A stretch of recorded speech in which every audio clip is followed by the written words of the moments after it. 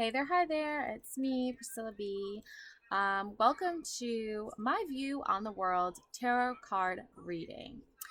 Up first, we have the overall monthly bird messages. We have Turkey. This is honor your own time of harvest, offer your gifts and blessings as service to the greater good. Turkey feather.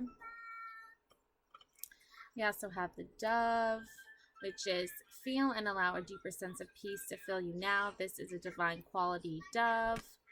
Dove feather. Dove is a symbol of peace and harmony. Also, if you're wondering why the world is so messed up and is it if it's ever gonna get fixed or whatever, I have this energy here. High priestess energy. Intuition, spirituality, conscious, higher power. Maybe someday. Not today, unfortunately. Why? Because there's secrets, confusion, blocked intuition, hidden motives. Not everyone is channeling their inner high priestess. Not everyone is sharing their inner high priest. They're just kind of doing whatever they want, and they don't care who they hurt, and they don't care about anyone but themselves. They just want more money, more power, and they don't care about anyone else but themselves. Okay, but luckily we have house energy. Okay, so this house energy is all going to be about this reading. Okay, this is rose messages, oracle love messages, and right now we just need to honor and respect other people's like homes and their hard work that and effort that they put into making a home for themselves. And like, I feel like people in the world are just so quick to like destroy like anybody's sense of like home and safety and security, because that's really what a home represents. Like, a house is just a building, that right? But for some people, a building can be turned into a home, and a home is a feeling. And it usually happens from living in a house, right? But if you can't afford a house, then you probably rent an apartment, and you probably have to make that little space as warm and welcoming for you and your family as possible. And by doing that, you practice these rituals of like hanging up pictures of you and your family and your friends, and you probably like get items that make you feel connected to them, and then you put them in your home, well, your place that you live, right? And then it slowly becomes a home. It becomes a safe haven. And I feel like people with money and power and like just negative overall energy, they just don't necessarily want you to feel like you have a home. They don't want you to feel safe. They don't want you to feel secure. And that is what's happening in our world today, is that there's so many people in the world that just don't care about people's sense of feeling home and safe. They don't care and they don't respect it. And that's just not like a good quality to have, because not only does it make you a negative person and a just evil person, but it also doesn't help the world become a better place. And it makes people just not want to like participate in like this divine peace, because there is no peace when like your home is not, you're not feeling home, you're not feeling safe, you're not feeling secure. So yeah, we got to get creative here. Okay, we got to get creative, and we got to figure out a way to kind of transmute any negative people and energies that are just trying to not make us feel safe. Okay, we need to get creative, we need to transmute these energies, and we need to listen to the wise words of the sage. Okay, the sage has wise wisdom for us, and we need to share that wisdom with the world, and then the world will become a better place. Because when we have this tendency to uh, find very vital information that can help solve a very serious problem, and it probably is not going to get solved overnight or whatever, but as we learn over time to how to begin the process of fixing problems, then we can slowly but surely fix those problems. So that's why it's so important to listen to wise sage wisdom, words of wisdom, right? So let's explore that a little bit more and see what that's about as far as like getting creative. How specifically are we going to get creative here? Right? We need to know, obviously, how we're going to get creative. Okay, I like that one. Let's see. I'm going to figure it out. We're going to figure it out. Oh, these cards just all flew out. So I'm going to use these cards here. Okay. Here we go. Wheel of Fortune. Let's get creative. How can we fix all of these problems like one at a time, obviously, right? We have, the home again, we have the heart, we have the pot of the gold, we have like the medical symbol, we have stars, we have sun energy, we have rings, we have books. Like we have all of this, like all of these things are like prizes, right?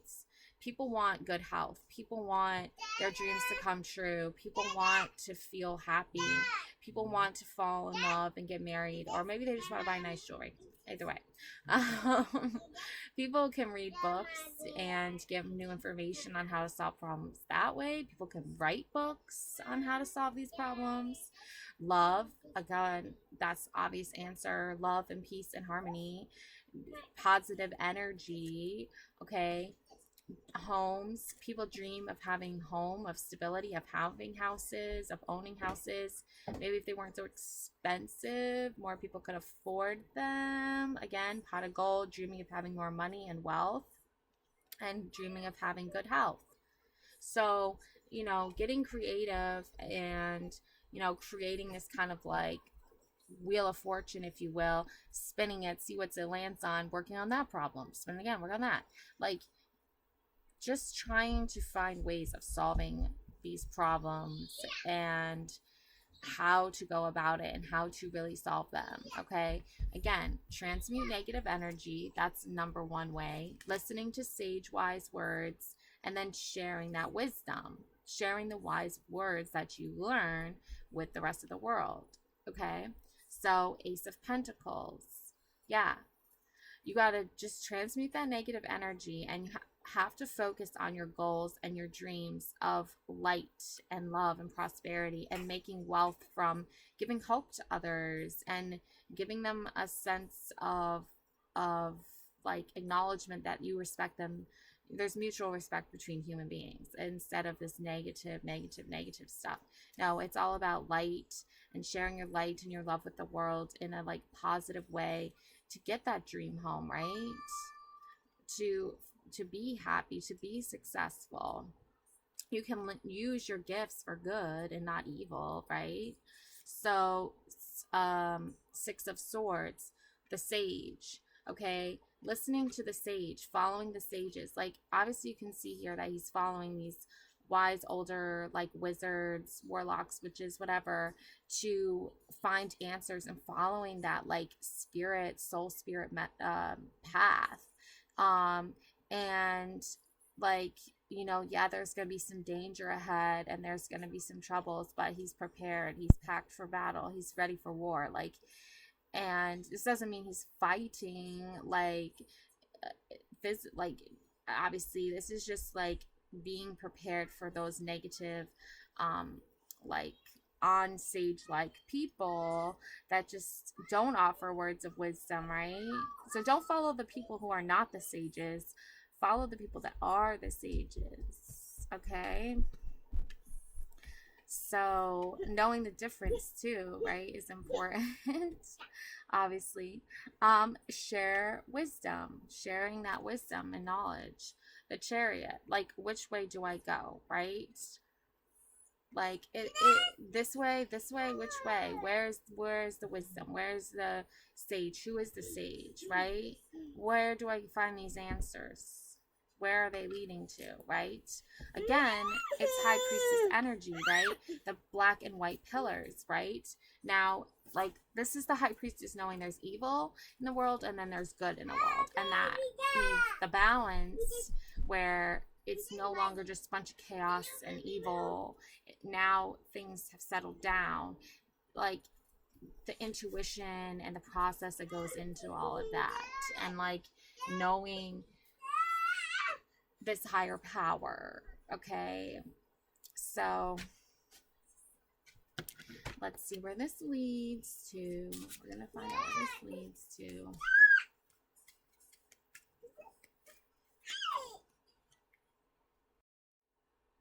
So it's not going to be like by any means an easy journey or an easy path, you know, like sharing this wisdom that you've learned, and this sage like uh, quality and information, and like the words of the sage, right? The words of the sage are like peace, harmony, like duh, like dove energy, like feel and allow a deeper sense of peace to fill you now. This is a divine quality. um you know, like, I mean, it's kind of just given. I mean, like, imagine this situation, imagine this scenario. You have, right, the Lady of the Lake, right? You have, as in many traditions in which a goddess bestows kingship, the Lady of the Lake, a mysterious Celtic goddess, gave King Arthur the sword Excalibur, and thus established his power and his right to be king. Before he died, Arthur restored the sword to her, and it now remains with her beneath the waters of the deep. Water, the source of all life, has long been the domain of the goddess. Lakes represent both the source of creative power and the land of the dead, life-giving and life or renewal being the two main functions of the goddess. Water indicates both consciousness and revelation. The Lady of the Lake is a guide to mysterious realms of emotions and renewal, a source of immense creativity. She can give us the energy we need to rule our lives. Okay, so, yeah. Oh, Mom.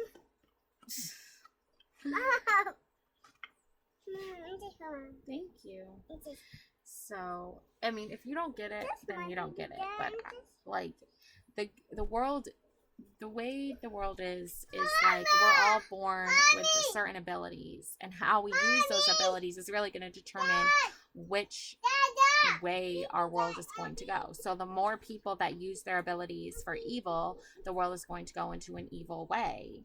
The more people who use their abilities for good, the more good happens. But sometimes these scales get unbalanced, and that's because somebody, it does come down to a person or a group of people, decide that they're going to do more evil than they're going to do good. And why they chose to do this? Well, they chose to do this because Seven of Swords. They wanted to like move in the shadows, and they were listening to their higher power and their higher voice and their higher calling. They were listening to more darker negative energies and voices that were telling them to do like sneaky things that are not light. The moon shines on, the light shines on, and it still tries to get this person to turn back to, you know, more positive approach to situations.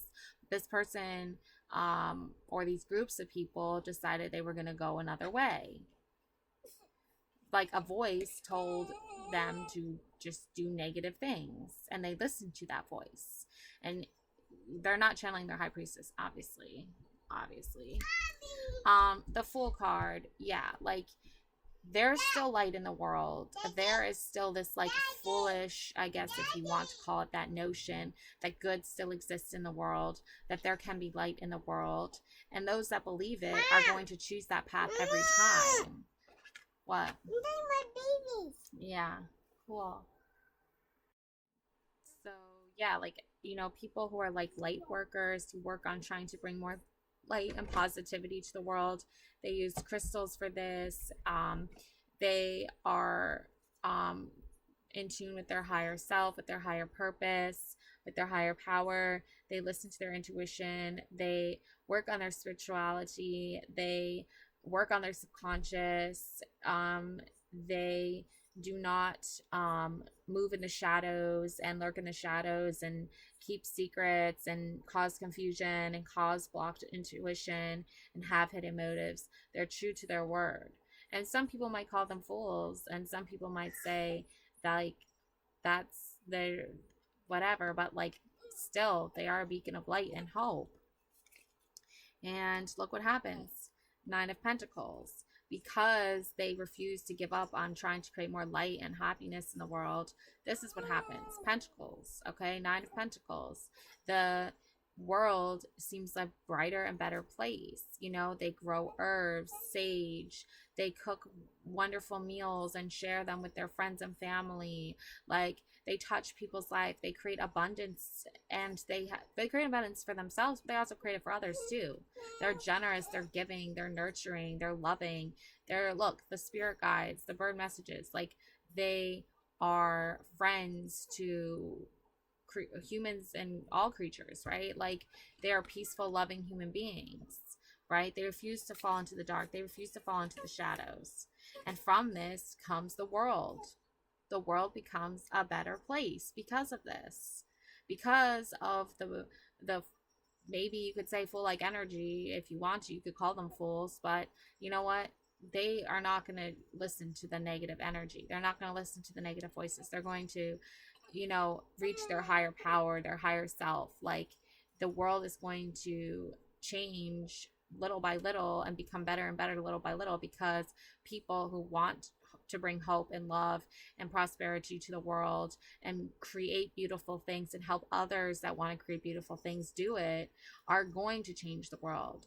And it's going to take time. It's not going to happen overnight, but slowly but surely the balance and the scale of negative to positive is going to go into a balanced ratio here, okay, if you will. And it's people are, and that's because of people who are trying to bring light to the world, who are trying to bring happiness and balance to the world. And they do this through like creating this positive energy and then sharing that positive energy and that energy, okay? And that is the sage, that is the wisdom there. The wisdom is to be a beacon of hope and light in a very dark and shallow, materialistic, violent world. The sage refuses to do that. And the sage, think of the sage as like Yoda, okay? Like the sage refuses to back down and like surrender to the evil forces. Instead, it's going to stand up to those forces and say, I'm going to be a beacon of light and hope, and I'm going to share my wisdom with the world. And by doing that, others will hopefully follow, and others do follow. There's a great number of people who just do not support violence, do not support hate, and they are light and hope and a beacon of light and hope that the world can be a better and more beautiful place. And that is how things are going to work actually in the end, you know, because we all want fortune. We all want that wheel of fortune to spin in our direction. We want it to give us good health. We want it to make our dreams come true. You know, we want our dream homes. You know, we want financial stability. We want this place that is our world, that is our earth that we live on, to feel like a home, safe place. Like, think of the planet as big giant house, and we all live in this house, and we all need to get along and be nice to one another. And when we're not doing that, it's no longer a home. It's just a place that doesn't give us any feeling of safety or security. There's no wonder we want to leave it. No wonder we want to go somewhere else, because we no longer feel safe and we no longer feel home. So that is my view on the world. Anyways, and how things can be better. Alrighty. Anyway, love and light always. Bye.